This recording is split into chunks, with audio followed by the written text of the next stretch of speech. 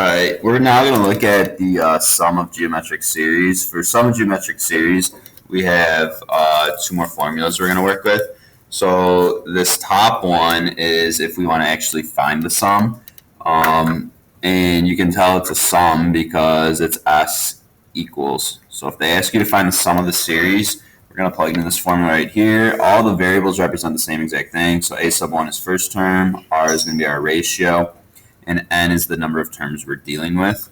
The other thing we have going on here is sigma notation. So for sigma notation, as soon as you see this weird looking E, you can tell that they're asking us to find the sum. So in here, it tells us what letters, or sorry, which terms we're going from. So down below is the first term we're going to be dealing with. So on this one, we're going from the first term. And then up top is which term we're going to. So this tells us that we want the sum from the first through the nth term. And then on the inside, they have the explicit formula for us that we're working with. So that's still just your first term times ratio. This should be to the n minus 1 power. So example 4, they want the expanded form of this series, and then they also want to know what is the sum. So for the expanded form, they want 7 terms. Okay, you look at it, I'm going from the first to the 7th term. So they want 7 terms here. So we're just going to go ahead and list them out like we did the other day. Our first term is all the way out front. It would be 3. And then to find each term after, we're multiplying by 2/3. So 3 times 2/3 is going to give me 2. And since we have a series going on here, instead of putting commas between the numbers, I'm going to put plus signs. So I have 3 plus 2. We're going to multiply by 2/3 to get 4/3. You're going to get 8/9, 16/27, 32/81, and then 64 243rds. So that's the expanded form. That's the first 7 terms listed out. Now they have the question, what is the sum? So if you wanted to, you could actually go ahead and add these all up, but since we have 7 fractions going on, you have to find common denominators. It would be a little bit of a pain. We could also go the route where we use the formula up top, where our sum is equal to first term, 1 minus r to the n, over 1 minus r. So from our explicit formula, I'm going to go ahead and pull out all that information. So first term's 3. I got 1 minus my ratio of 2/3. We are going to the 7th power. So I need to make sure all of that 2/3 gets raised to the 7. And then we have over 1 minus 2/3. So to get our sum, we can actually go ahead and plug this all into our calculator. Plugging in, parentheses are going to be our friend on this one. So I'm going to have 3, 1 minus, we have 2/3, which I have to raise to the 7 power. And then we are going to divide that by 1 minus 2/3. Okay, we get a decimal here.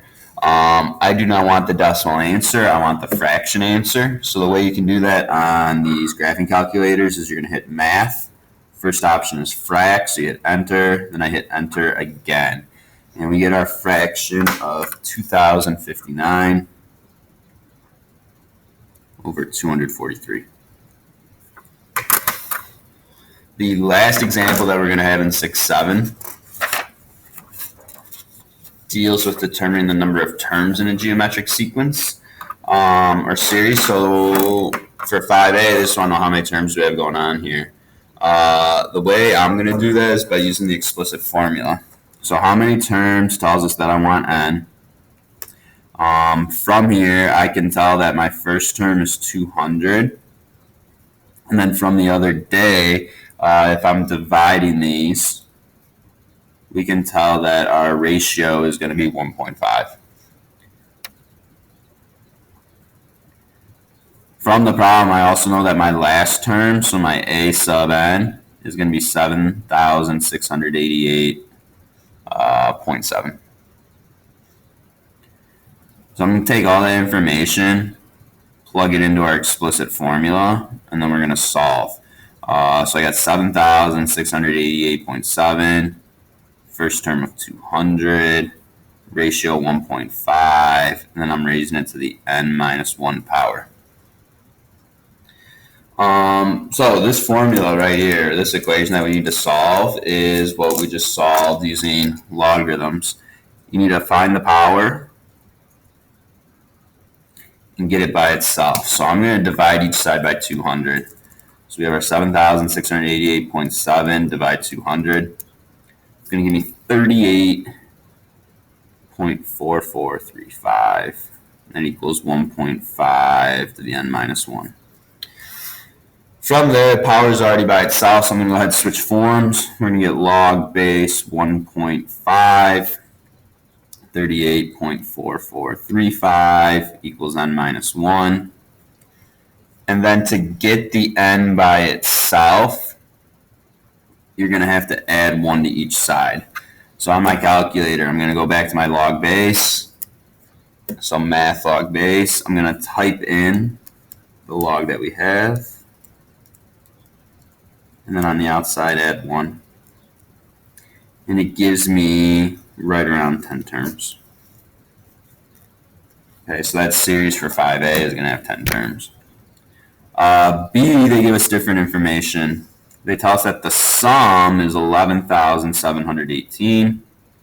They tell us the first term is 3, and the common ratio is 5. They want to know how many terms do we have going on here.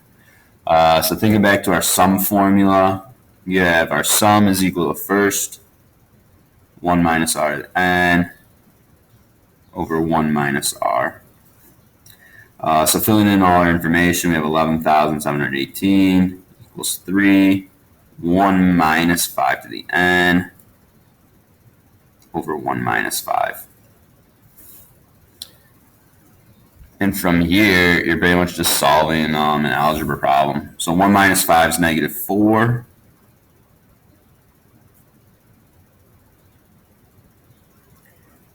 You need to multiply the negative 4 up to get negative 46,872.